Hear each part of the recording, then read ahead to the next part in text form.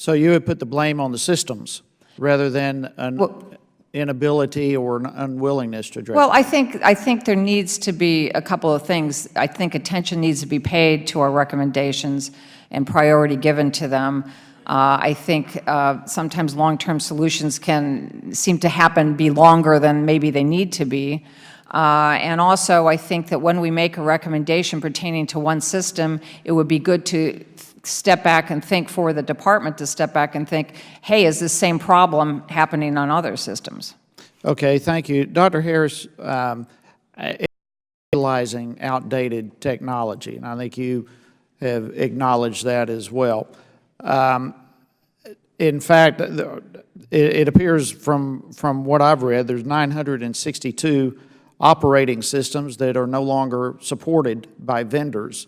That's inexcusable. The vulnerabilities can't even be spoken of. I mean, we can't even fathom the kind of vulnerabilities when you're utilizing technology that's not even supported any longer, and yet you said you feel you'd give yourself a 7 out of 10 that we're currently. How in the world can you give yourself a 7 out of 10 when we're using technology that's not even supported? Representative Hice, I would concur with you that it is ridiculous that we're using this old technology.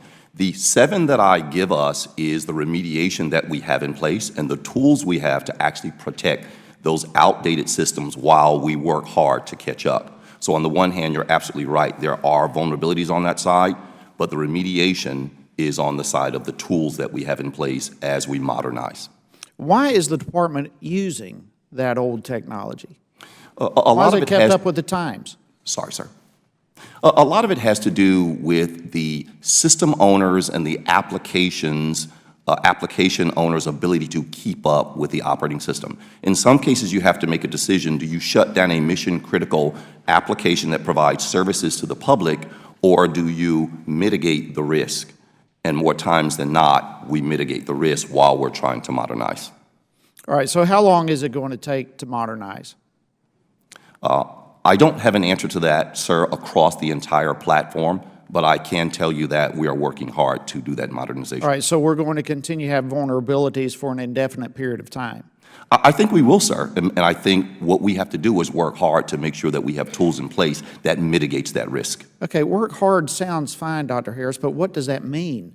When can we expect the system to be secure? We have tens of millions of people whose lives and personal information is at a potential high risk as it relates to vulnerability, and your answer is we're going to work hard. When is the vulnerability going to be removed?